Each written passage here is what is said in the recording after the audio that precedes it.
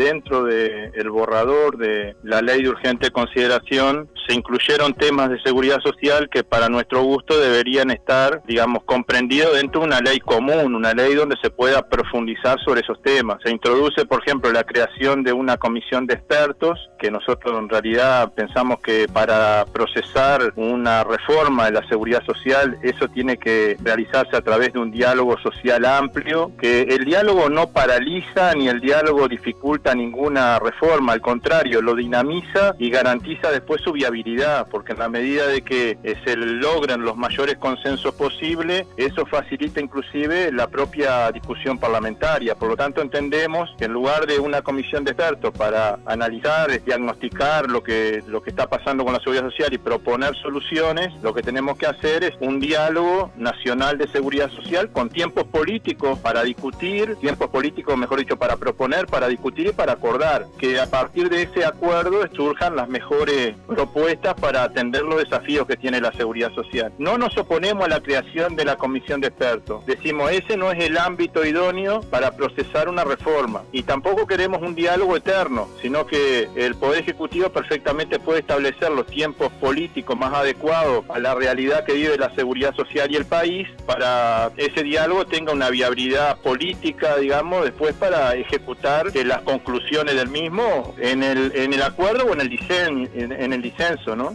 A nosotros nos parece bien que el gobierno establezca cuáles son los tiempos y nosotros nos adaptaremos a esos tiempos para poder procesar un diálogo de seguridad social. Nos parece que la comisión de expertos, que los técnicos son importantes, son necesarios, porque a partir de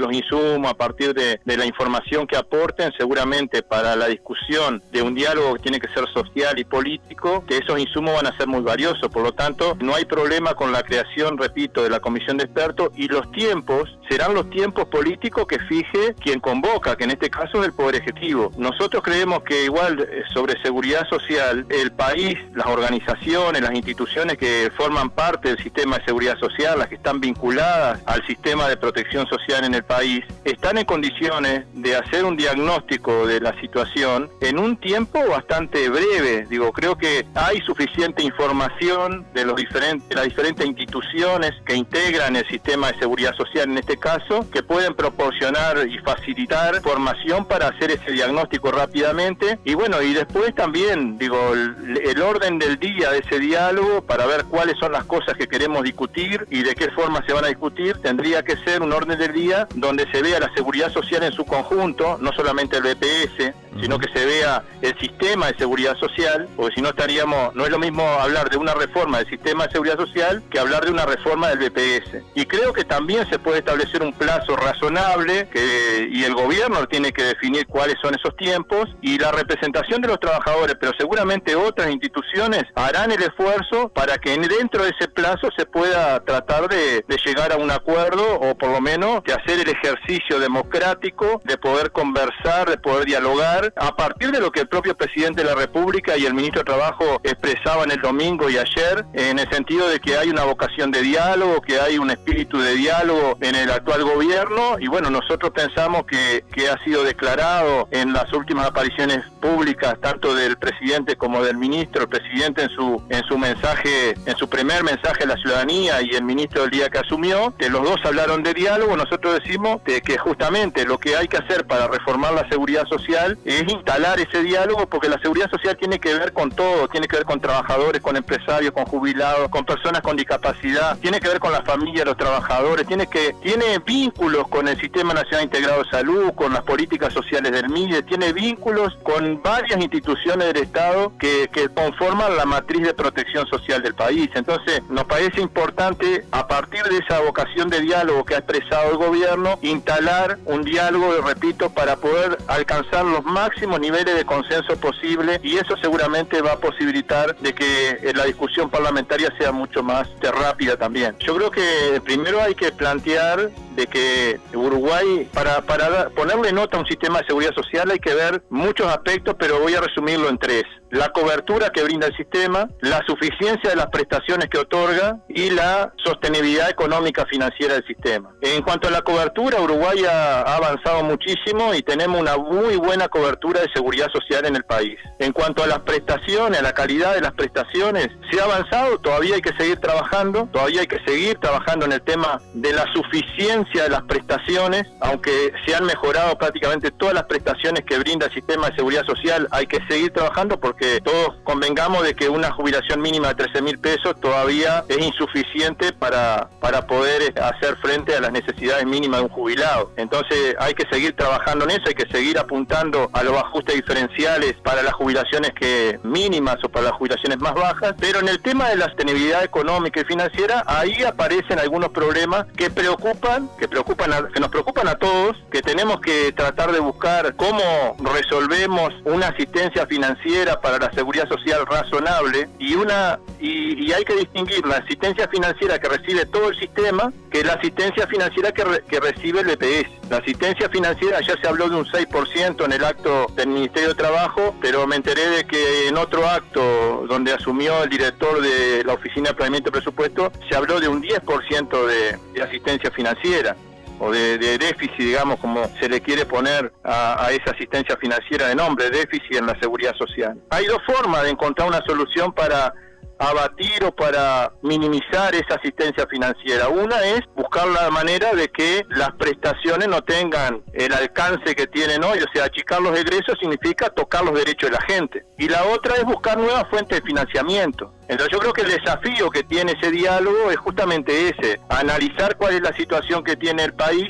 no solamente el BPS, sino el sistema de seguridad social. Tenemos institutos que no están dentro del BPS, que son institutos de seguridad social, los que resuelven aspectos que tiene que ver con el régimen jubilatorio, concretamente el caso de la Caja Militar, que hay unas dificultades muy importantes y que habrá que buscar una reforma que integre también la discusión, no solamente del BPS, sino de los otros institutos, de las otras herramientas que tiene la seguridad social. Nosotros el año pasado convocamos a los candidatos a la presidencia de la República, asistieron 4, no asistió el actual presidente de la República a ese debate, y todos coincidieron de que el tema de la edad no era un tema clave para la reforma de la seguridad social. Y hemos escuchado varias presentaciones que apuntan a decir que en realidad ya en Uruguay hay una edad de retiro real, no la legal, real, digamos, en el torno de los 63, 64 años. Hemos escuchado decir también de que en realidad lo que hay que hacer no es postergar la edad legal, sino que generar incentivos para que la gente siga trabajando. O sea que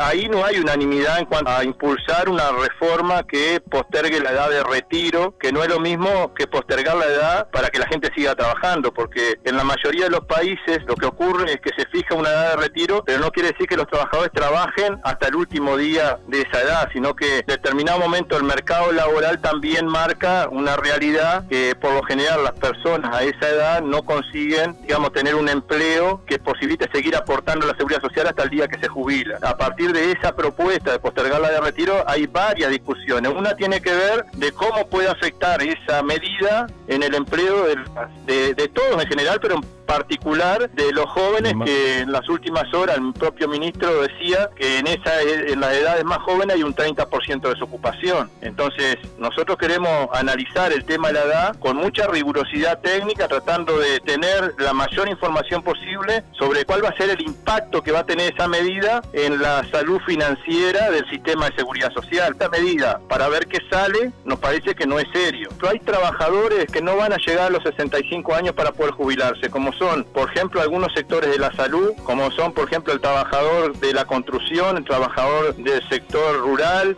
la trabajadora doméstica. Son sectores que no soportan, digamos, seguir en actividad hasta los 65 años. Seguramente en esos sectores de actividad va a haber muchísimos trabajadores que no van a llegar a jubilarse nunca. Entonces, cuando hablamos de la edad de retiro, tenemos que también ver las trayectorias laborales que tienen los trabajadores, porque en algunos sectores de actividad, al contrario, se debería estudiar si esos trabajadores no tienen que retirarse antes de la actividad. Tenemos que tratar de compartir información, de objetivizar lo más que se pueda la información, Nosotros en el BPS tenemos, por ejemplo, rubro que son exoneraciones de aportes patronales que alcanzan los 230 millones de dólares por año, que son aportes patronales que no se vierten en la seguridad social. Entendemos que eso no se tiene que considerar como déficit para la seguridad social porque es una decisión política que se tomó en su momento de resignar esa recaudación. Por otro lado, tenemos también que de la asistencia financiera, un 38% de esa asistencia financiera se explica con las jubilaciones mínimas que existen desde el año 96, que fue una decisión política que se tomó en ese momento, y con los ajustes diferenciales que se aplicaron en la última década. Por lo tanto, ahí hay una explicación de por qué se incrementó la asistencia financiera. Fue porque los jubilados ganarían hoy 6.000 pesos en lugar de ganar 13 jubilación mínima. O sea, queremos intercambiar, queremos poder tener espacios para poder plantear algunas preocupaciones al ministro de Trabajo, para poder que eso sea un motivo, un argumento para convocar a un diálogo y que se escuchen todas las voces de los empresarios a través de las cámaras, las voces de los jubilados a través de la UNASPU, y en el caso de los trabajadores tenemos una organización representativa, social y representativa que es el PIC-CNT. Todavía no tenemos confirmación oficial ni extraoficial de quiénes van a ser las nuevas autoridades, que en el BPS hay 7 directores, 4 son políticos y 3 son sociales, cambian cada vez que cambia el gobierno, y los 3 sociales en noviembre del año que viene. Es cierto que una vez que estén propuestos los nombres, esos nombres necesitan la venia del Senado, pero ha ocurrido otras veces cuando ha habido cambio de gobierno, que cuando está ya la propuesta de quiénes serán los futuros directores del BPS, más allá de la formalidad y del hecho, digamos, de la venia, que significa reunir una mayoría especial en el Senado, independientemente de eso, las nuevas autoridades ya pueden empezar a trabajar tratando de no empezar, digamos, de cero el día que se vote la venia, sino que ya puede haber una transición. Esto ocurrió ya en otros momentos, donde previo a la venia ya las personas que habían sido propuestas y que por supuesto tenían el respaldo y había un acuerdo político, porque eso necesita un acuerdo político, van a participar, pueden participar en un proceso de transición. Tenemos un instituto que maneja más del 10% del Producto Bruto Interno. Está involucrado, como te decía, con una cantidad de instituciones del Estado, pero además tenemos un vínculo prácticamente con toda la población. Entonces es necesario que lo antes posible se comience a trabajar, mucho más cuando se habla de una reforma de la seguridad social. Creo que eso es muy importante, porque la última reforma del año 96 estaba el mismo dilema que ahora. Esa reforma se justificó porque el BPS, decían, estaba fundido, era inviable. Hoy existe el mismo relato, nosotros no lo compartimos, se dice que está quebrada la seguridad social y que está quebrado el BPS. Entonces, es la misma discusión que en el año 95, 96, y nosotros queremos, en primer lugar, decir que a partir de esa reforma se le están transfiriendo a la SAFAP 1.100 millones de dólares por año, cuando el EPS necesita una asistencia financiera de 600 millones. Entonces esas cosas son las que tenemos que discutir en un diálogo nacional de seguridad social.